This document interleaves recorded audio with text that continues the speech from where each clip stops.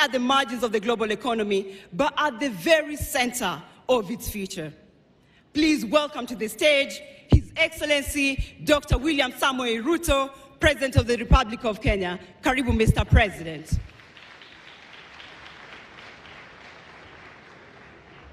Thank you so much, Mr. President. Thank you.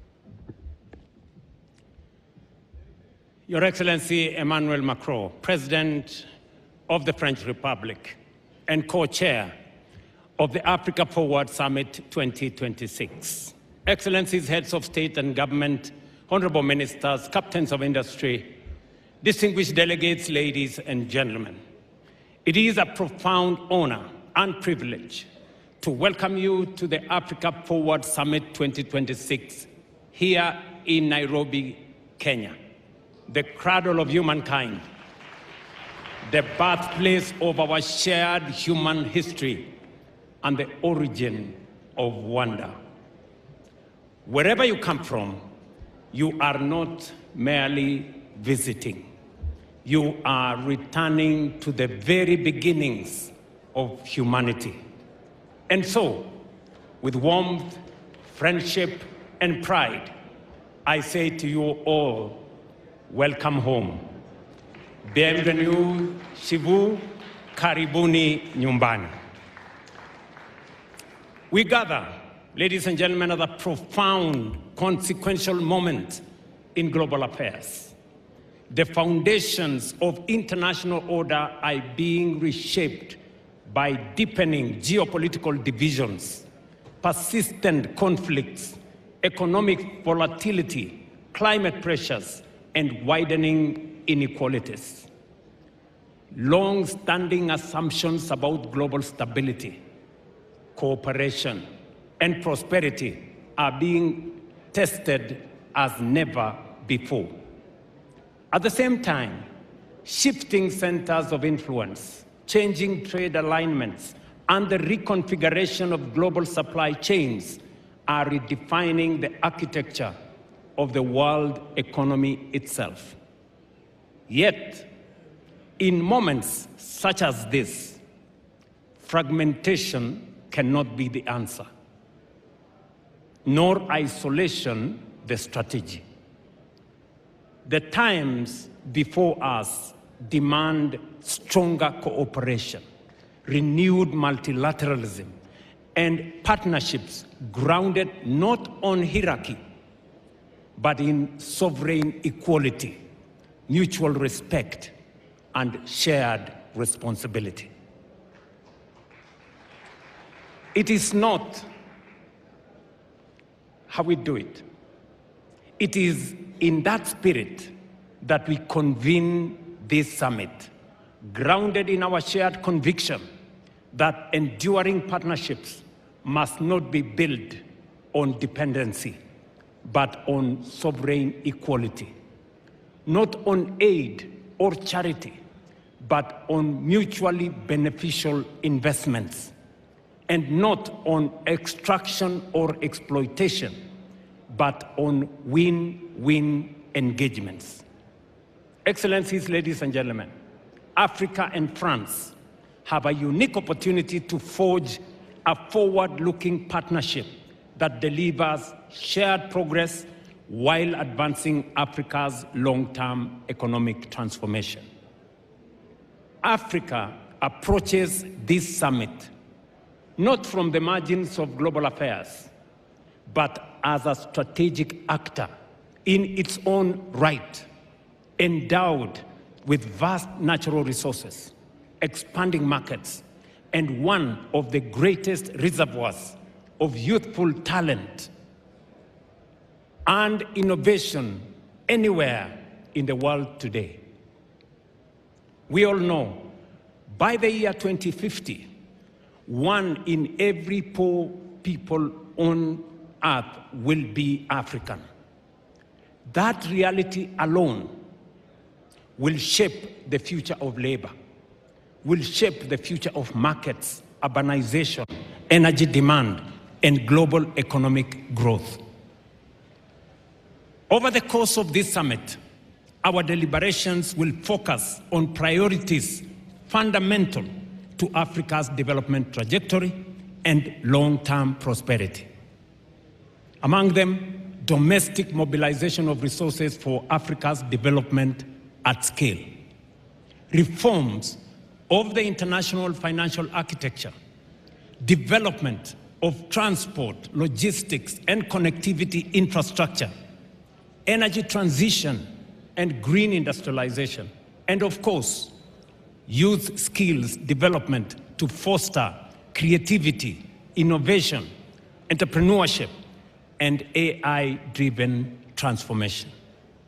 First, we must confront with honesty and urgency the question of how Africa finances its own transformation.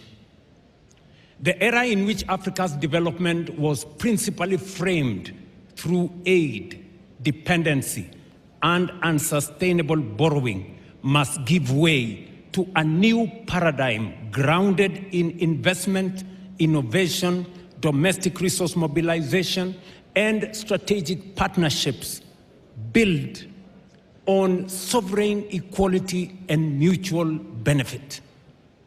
Because Africa is not part of the global problem, Africa is in fact the solution to the global challenges that exist today, including those of Africa. Our continent possesses vast natural resources, critical minerals, fertile land, immense renewable energy potential, expanding consumer markets, dynamic entrepreneurs, and the youngest population in the world. What Africa requires today, friends, is not charity, but investments, not extraction, but value creation, not dependency, but mutually beneficial partnerships capable of unlocking shared prosperity. That is the essence of the Africa Forward Summit. It is about recalibrating Africa's place in the global order. It is about redefining engagements with Africa, including with long-standing partners such as France, away from outdated models of aid and asymmetrical dependency towards a framework anchored on investment, enterprise, innovation, industrialization, and mutually beneficial cooperation. And we are very clear about this. The current international financial system remains structurally unequal. African countries continue to face disproportionately high borrowing costs, constrained access to concessional financing, and distorted risk perceptions that are frequently disconnected from economic realities that exist in this continent. The bias embedded within global credit rating systems continue to penalize African economies, increase the cost of capital, and discourage long-term investment into productive sectors. This imbalance is neither sustainable nor just. It is one of the principal constraints on Africa's ability to finance infrastructure, industrialization, climate adaptation, and economic transformation at the scale that is required. That is why Africa has supported the establishment of the African Credit Rating Agency, an important step towards ensuring fairer, evidence-based, and context-sensitive assessment of African economies and investment opportunities. Its purpose is not to replace existing global institutions, but to correct long-standing distortions in risk perception that continue to increase the cost of capital for African countries and continue to discourage long-term investment into productive sectors. At the same time, we must recognize that the World Bank and the International Monetary Fund alone cannot finance Africa's development ambition. We have to be realistic. Even as reform efforts continue, the scale of Africa's transformation requires us to rethink the sources, structures, and instruments of development finance itself. Africa must increasingly finance Africa. Let me repeat that. Africa must increasingly finance Africa. What do I mean? Across our continent, enormous pools of domestic capital remain underutilized. Africa today holds more than $4 trillion in long-term domestic savings, including over $1 trillion in pensions and insurance assets, and more than $500 billion in central bank reserves. I am not talking about Europe, I'm talking about Africa. Yet, paradoxically, while this capital exists within African economies, governments across our continent continue to struggle to finance critical infrastructure, transport corridors, energy systems, industrial parks, logistics networks, and even affordable housing. There is capital in Africa, but Africa's development projects remain starved of financing. The issue, therefore, is not liquidity. It is risk architecture. That is why Africa is laying the foundation of a stronger, more resilient, and more self-sustaining financial architecture. Kenya, therefore, reaffirms its very strong support for the Alliance of African Multilateral Financial Institutions as a strategic platform for coordinating capital mobilization, risk sharing, and project execution across our continent. You remember, colleagues, that we did endorse at the last AU summit the Alliance of African Multilateral Institutions, starting with the World Bank and all the other institutions.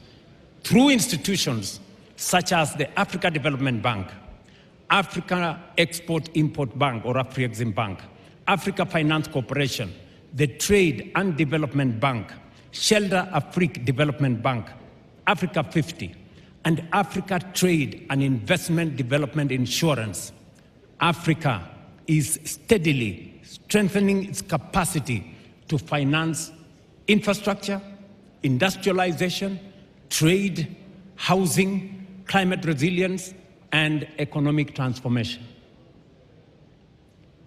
These institutions are more than financial intermediaries. They are instruments of African agency, strategic sovereignty, and collective self-determination. Friends, we must believe in ourselves. That is why we strongly support the recapitalization of African Trade and Investment Development Insurance as a critical pillar of the new Africa financial architecture for development. And I must thank the President of the Africa Development Bank, who is right here with us, for spearheading this effort together with all the other multilateral institutions. This is because Africa does not need more fragmented institutions. Africa needs coordinated financial firepower capable of financing infrastructure, industrialization, trade corridors, and energy transformation in our continent on our terms.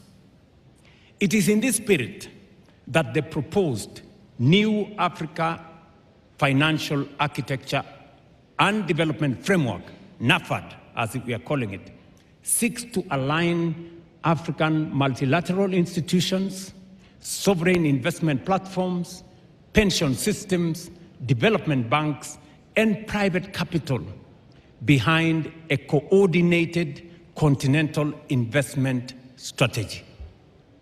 Its objective is simply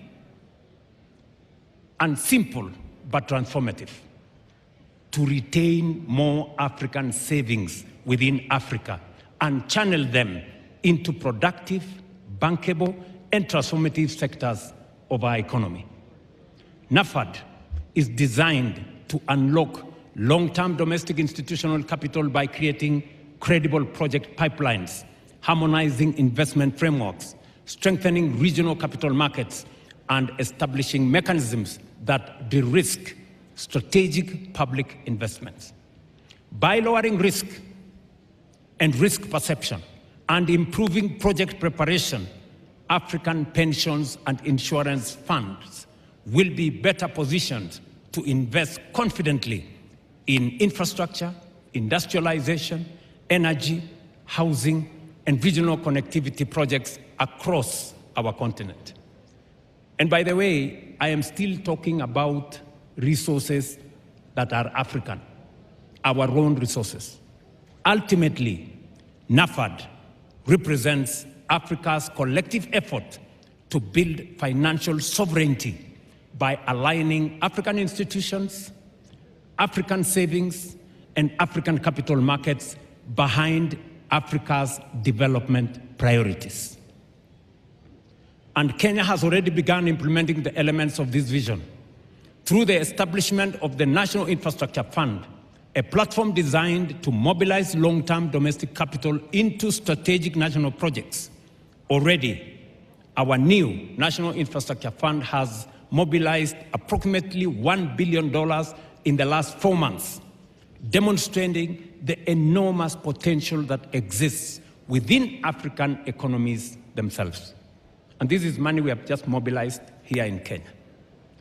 As government, we are deliberately partnering with the private sector to build confidence, reduce risk, and crowd in investment into transformative public infrastructure. Our objective is simple: to create credible mechanisms through which private capital can participate securely and profitably in Africa's growth story.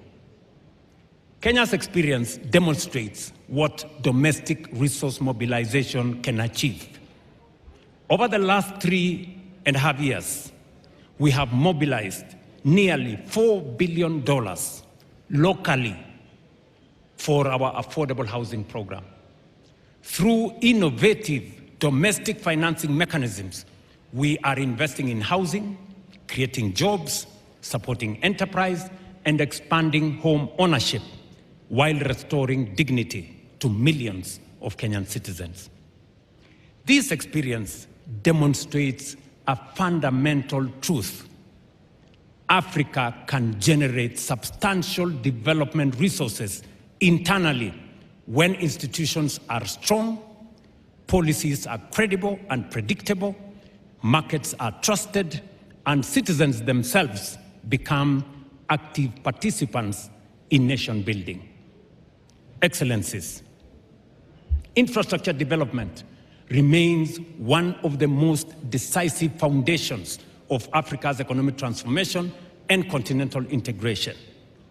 Africa's infrastructure financing gap continues to constrain productivity, continues to increase the cost of trade, weaken industrial competitiveness, and fragment markets across our continent. According to the Africa Development Bank, Africa requires between $130 and $170 billion annually for infrastructure investment, with financing gaps estimated at between $70 and $100 billion every year. Bridging this gap will not happen through public borrowing alone. It requires innovative financial instruments, blended finance mechanisms, de-risking facilities like the one I have talked about, and strong public-private partnership capable of unlocking institutional capital at scale. But the broader challenge before us is continental. We must accelerate investment in transport corridors, in ports, rail systems, roads, aviation connectivity, and integrated logistics ecosystems capable of binding Africa together into one competitive economic space under the Africa Continental Free Trade Area. Because Africa cannot trade effectively with itself while its economies remain disconnected from one another. Connectivity is not merely about infrastructure. It is about competitiveness. It is about regional value chains. It is about food security. And it's about industrialization. And ultimately, it is about shared prosperity. Equally critical is the question of energy. That is why we must fundamentally restructure and strengthen Africa's financial architecture to mobilize the scale of capital required to finance this transformation on African terms. Excellencies, Africa possesses some of the greatest renewable energy potential anywhere in the world, from geothermal resources in the Rift Valley and on to immense opportunities in solar, wind, hydroelectric power, and green hydrogen across our continent. Africa, therefore, has a historic opportunity, not merely to participate in the global energy transition, but to help lead it. But for Africa, the energy transition must also be a development and an industrialization transition. We must accept a future, and we cannot, let me repeat that, we cannot accept a future in which Africa simply exports raw green minerals, while industrial value addition, advanced manufacturing, and technological innovation take place elsewhere. That model belongs to the past. Africa must become a competitively industrial hub powered by clean energy, modern infrastructure, innovation, and strategic investment partnerships. Green industrialization presents our continent with an opportunity not only to contribute meaningfully to global climate solutions, but also to create jobs, expand manufacturing capacity, strengthen exports, deepen regional value chains, and accelerate structural economic transformation. Excellencies, ladies and gentlemen, perhaps Africa's greatest strategic asset is its people.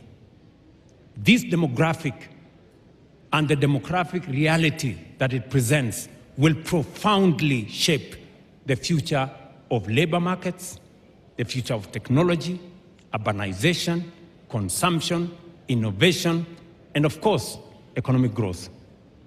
Our youth population is not a burden to be managed. It is an extraordinary strategic advantage to be invested in. But demographic potential does not automatically become demographic power. It must be deliberately cultivated by education, skills development, research, digital inclusion, entrepreneurship, and technological innovation. We must equip Africa's young people, not merely to seek jobs, but to create enterprise, build technologies, drive industrial transformation, and lead the next frontier of artificial intelligence and digital innovation. And across our continent, this transformation is already underway. From Nairobi to Lagos, from Kigali to Cape Town, young Africans are redefining finance through fintech, transforming agriculture through technology, expanding digital commerce, building globally competitive startups, and creating solutions capable of shaping industries far beyond our borders. What they require is access. Access to quality education, access to digital infrastructure, access to affordable capital, access to markets, and of course, they will create the opportunities necessary. Ladies and gentlemen, none of these ambitions can be fully realized without peace, stability, and effective multilateral cooperation. Peace, security, and development remain inseparable foundations of sustainable progress. Yet across parts of Africa and beyond, protracted conflicts, violent extremism, unconstitutional changes of government, terrorism, organized crime, and climate-related insecurity continue to undermine stability, weaken institutions, and constrain economic advancement. Current estimates indicate that Africa accounts for nearly 40% of active armed conflict globally and close to half of all internal displacements worldwide.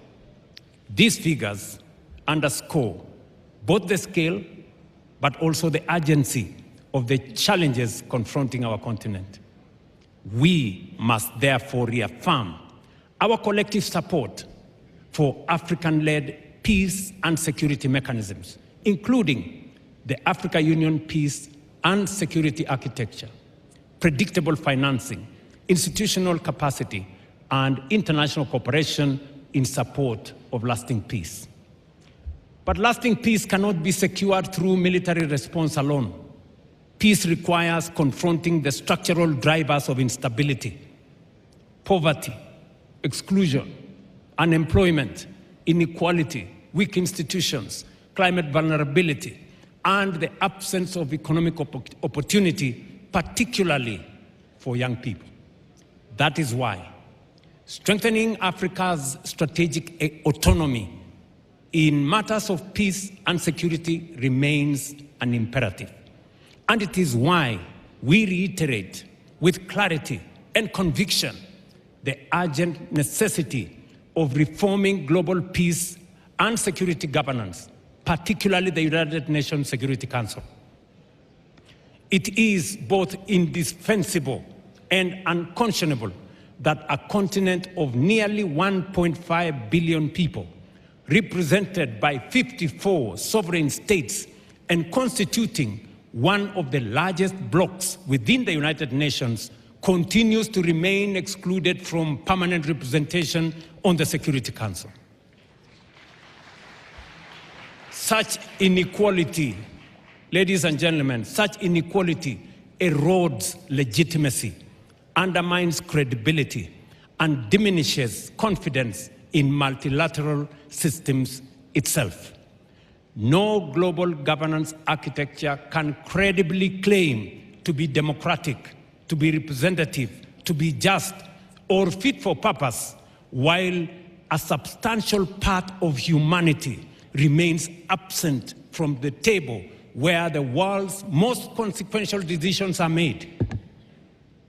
The time has come, therefore, for the international community to recognize, without ambiguity or without delay, that Africa cannot and will not and must not remain subject to decisions taken without its equal voice on the table.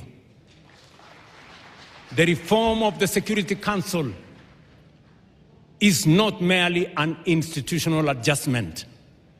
It is a moral obligation. It is a strategic necessity. It is indispensable to restoring trust, legitimacy, and confidence in the international order itself. Kenya, therefore, remains steadfast in its support for the common African position as articulated in the Ezulwini Consensus and the Sipte Declaration, which calls for Africa to be accorded permanent representation on the Security Council with all the prerogatives and privileges of permanent membership, alongside additional non-permanent seats. Excellencies, ladies and gentlemen, Africa does not need privilege, but fairness. We don't need exclusion, but inclusion. We do not seek confrontation, but partnership anchored on mutual respect, shared responsibility, and of course, shared progress. This summit, therefore, presents us with an opportunity to define a new era of engagement between Africa and its partners, an era based not on dependency, but on dignity, not on extraction, but on value creation, and not on short-term transactions, but on long-term shared prosperity. Because the Africa we envision is an Africa of confidence, an Africa of ideas, an Africa of innovation, an Africa of enterprise, an Africa that believes in itself, invests in its people, mobilizes its own resources, and engages the world as an equal partner in shaping balanced, prosperous, and peaceful global future.